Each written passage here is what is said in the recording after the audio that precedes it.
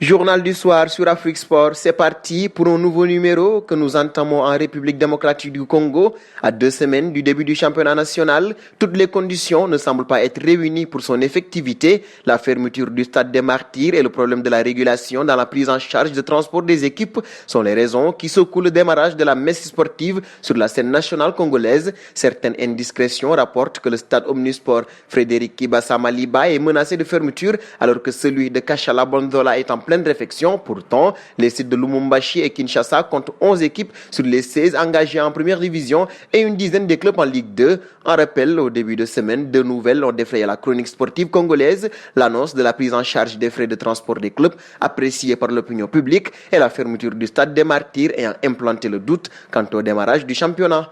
Un pas auprès de Pierre-Emerick Aubameyang désormais, celui dont le contrat expire en juin 2021 va bien paraffer un nouveau contrat avec les Gunners selon The Athletic. Alors qu'il percevait actuellement 219 000 euros par semaine, l'attaquant réclamait un salaire de 277 000 euros, soit 15 millions d'euros par an et un contrat de 2 ans. Le média anglais confirme que ce sera bien un bail de 3 années, mais ajoute qu'Aubameyang touchera le plus gros salaire d'Arsenal et dépassera ainsi les 18 millions d'euros annuels de Mesut Ozil. On passe à Cheikh Ndoye. La réunion de conciliation entre le Sénégalais et Angers a accouché d'une souris, comme pour le litige qui oppose Olivier Pique au CSO. Aucun accord n'a été trouvé entre le milieu de terrain et son ancien club. D'après Ouest France, ils n'ont pas réussi à s'entendre sur le différend qui les oppose. D'après le journal régional, l'audience tenue au Conseil des prud'hommes d'Angers a duré qu'une petite demi-heure. Cheikh Ndoye était accompagné de son avocat, tandis que le SCO était représenté par le directeur juridique Valentin Haribey et l'avocat du club angevin. Avec l'échec de la conciliation, les parties se retrouveront lors d'une audience, cette fois pour un jugement le 4 mars 2021. À la sortie, Cheikh Ndoye a exprimé sa grande déception. Seconde partie de ce journal du soir avec Liverpool. Les Reds, champions en titre, voient leurs concurrents Manchester City et Chelsea se lancer dans une véritable course à l'armement et Jürgen Klopp n'est peut-être pas aussi tranquille que ce qu'il assure. Ce n'est pas la première fois que Klopp se plaint du manque de moyens de Liverpool. Quand Paul Pogba avait signé à Manchester United, l'ancien coach de Dortmund avait déclaré que ce n'était pas le genre de son club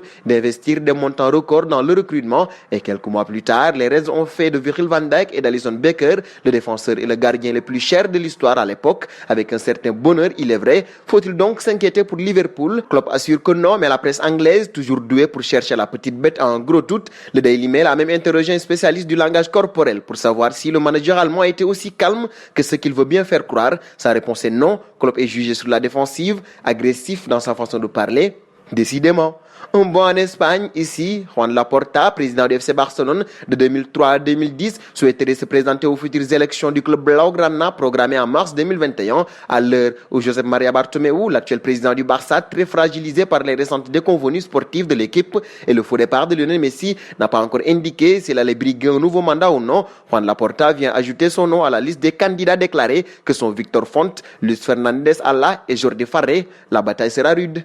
Toujours au Barça avec des nouvelles de Griezmann, motivé à l'idée d'améliorer sa relation avec Lionel Messi sur le terrain, l'attaquant du FC Barcelone compte aussi définitivement s'imposer en Catalogne sous les ordres de Ronald Koeman. J'ai très envie de connaître le nouveau coach personnellement, même si j'ai déjà parlé avec lui au téléphone, mais ce n'est pas pareil en face à face, a-t-il avoué. Cela tombe bien, Koeman fait au premier abord de Griezmann l'une des pierres angulaires de son projet de jeu. Une page noire pour clore ce journal du soir. L'arbitre français Sébastien Dessiage est décédé ce jeudi 10 septembre à l'âge de 46 ans des suites d'une grave maladie, a indiqué la Fédération française de football. Il avait dirigé 84 matchs de Ligue 1, 80 en Ligue 2 et avait participé à des rencontres internationales. En parallèle de sa carrière d'arbitre, il a présidé le syndicat des arbitres du football d'élite de 2017 à 2018 avant de démissionner pour raison de santé. La rédaction d'Afrique Sport lui rend hommage. Que son âme repose en paix. Et nous fermerons ce journal donc avec la question du soir. Pensez-vous que Liverpool va perdre sa domination en Angleterre au vu du renforcement XXL de ses concurrents? Vos réponses seront attendues en commentaire. Et c'est donc terminé pour le journal du soir de ce jeudi. C'était un plaisir de vous l'avoir présenté. Nous vous donnons rendez-vous demain tout en vous invitant à vous abonner sur Afrique Sport pour ne rien manquer des infos football.